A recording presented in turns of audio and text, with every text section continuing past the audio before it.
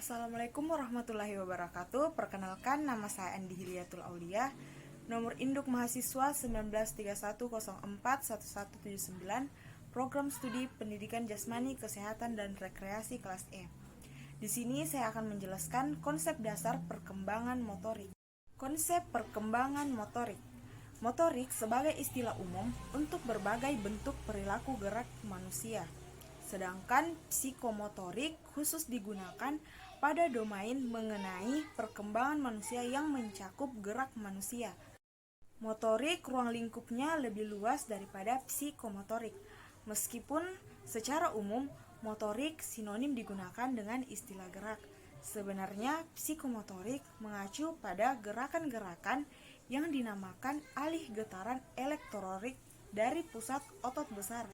Pengertian perkembangan motorik. Perkembangan motorik adalah suatu perubahan dalam perilaku gerak yang memperlihatkan interaksi dari kematangan makhluk dan lingkungannya. Pada manusia, perkembangan motorik merupakan perubahan kemampuan gerak dari bayi sampai dewasa yang melibatkan berbagai aspek perilaku dan kemampuan gerak.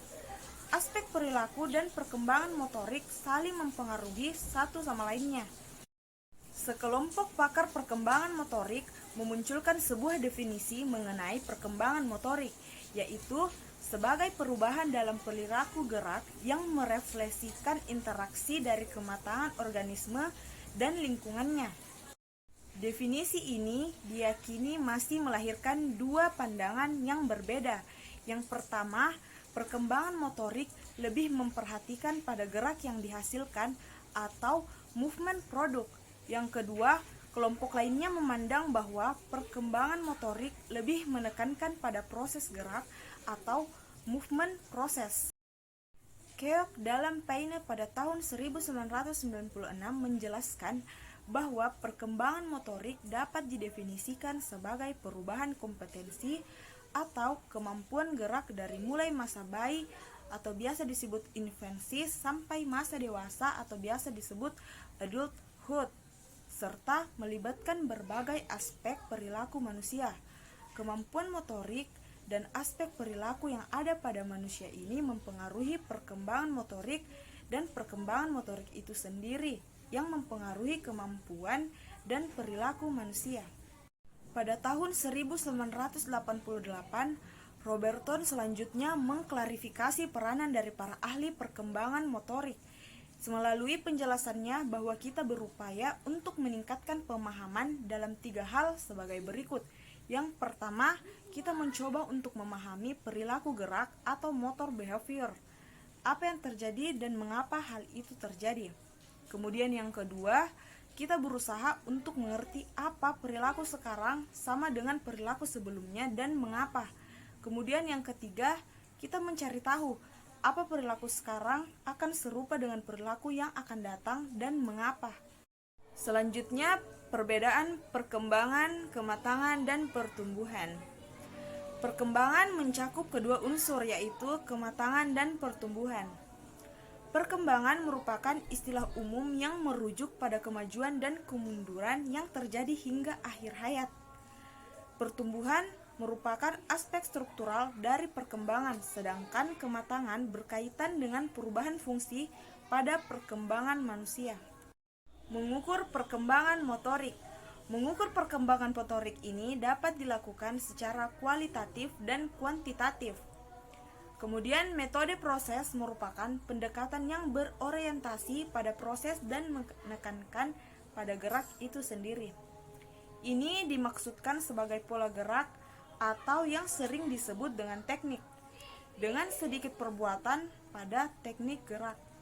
Sedangkan metode produk merupakan pendekatan untuk mengukur gerak, hasil akhir, outcome, dan gerak tersebut dianalisis. Contoh, seseorang mahasiswa melakukan keterampilan melempar bola, maka hasil lemparan berupa jarak lemparan, cepat tidaknya lemparan, serta akurat tidaknya lemparan. Hasil yang diraih siswa itu dikategorikan sebagai produk keterampilan. Kemudian prinsip-prinsip perkembangan motorik.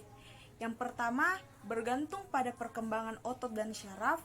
Yang kedua, belajar motorik tidak terjadi sebelum anak matang. Yang ketiga, mengikuti pola yang diramalkan. Yang keempat, dimungkinkan menentukan norma perkembangan. Yang kelima, urutan perkembangan motorik.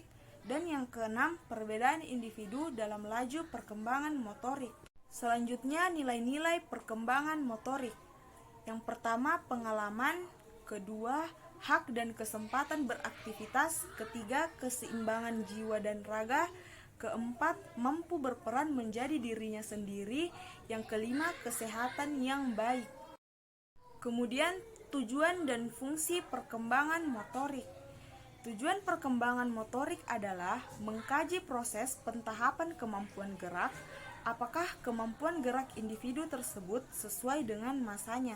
Sedangkan fungsi perkembangan motorik adalah penguasaan keterampilan yang tergambar dalam kemampuan menyelesaikan tugas gerak tertentu. Kualitas gerak terlihat dari seberapa jauh anak tersebut mampu menampilkan tugas gerak yang diberikan dengan tingkat keberhasilan tertentu.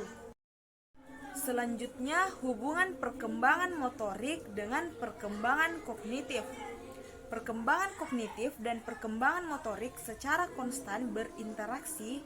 Perkembangan kognitif lebih kuat bergantung pada kemampuan intelektual. Proses interaksi semacam ini nampak pada teori Piaget. Piaget dapat mengkategorikan perilaku ke dalam 4 tahap perkembangan kognitif, yaitu yang pertama, sensorimotorik dari lahir sampai dengan usia 2 tahun. Yang kedua, pre-operasional dari 2 tahun sampai dengan usia 8 tahun. Yang ketiga, konkret operasional dari 8 tahun sampai dengan usia 11 tahun. Yang keempat, formal operasional dari usia 11 tahun sampai dengan usia 12 tahun. Menurut Piaget, perkembangan kognitif terjadi melalui suatu proses yang dia sebut dengan adaptasi. Adaptasi merupakan penyesuaian terhadap tuntunan, lingkungan, dan intelektual melalui 2 hal, yaitu asimilasi dan akomodasi. Nah, asimilasi di sini merupakan proses yang anak upayakan untuk menafsirkan pengalaman barunya yang didasarkan pada interpretasinya saat sekarang mengenai dunianya. Sedangkan akomodasi merupakan aspek kedua dari adaptasi. Individu berusaha untuk menyesuaikan keberadaan struktur pikiran dengan sejumlah pengalaman baru. Berikutnya, tahap sensorimotor perkembangan motorik. Pada tahap sensorimotor, Piaget menggambarkan seperti berpikir melalui gerak tubuh. Dengan kata lain, kemampuan untuk belajar dan meningkatkan kemampuan intelektual berkembang sebagai suatu hasil dari perilaku gerak dan konsekuensinya. Menurut Piaget, gerak selalu berhubungan dengan proses berpikir pada tahap sensoriomotor. Pengetahuan dan berpikir muncul sebagai hasil atau akibat dari perilaku yang terjadi melalui gerak tubuh. Pada masa ini, anak tengah beradaptasi dengan lingkungan dengan banyak menggunakan gerakan refleks, seperti menggerakkan jari tangan, menendangkan kaki, menangis, dan bentuk aktivitas refleks lainnya. Kemudian, tahap pre-operasional dan perkembangan motorik. Pada tahap ini, Piaget memberikan penekanan berupa batasan usia dan kemampuan. Pada tahap pra-operasional, anak masih belum memiliki kemampuan untuk berpikir logis atau operasional. Piaget membaginya menjadi 2 sub-bagian, yaitu pre-konseptual dan intuitif. Kemudian, tahapan konkret, operasional, dan perkembangan motorik. Karakteristik umum dari tahapan konkret operasional adalah bertambahnya kemampuan dari variabel dalam situasi pemecahan masalah atau problem solving. Pada masa ini, anak sedang memasuki periode transisi dalam aspek gerak, dan gerak yang dapat dikembangkan sudah mengarah pada peningkatan keterampilan gerak yang lebih kompleks, seperti berlari dengan posisi lengan di samping badan dan berirama, atau menendang bola dengan teknik yang lebih baik.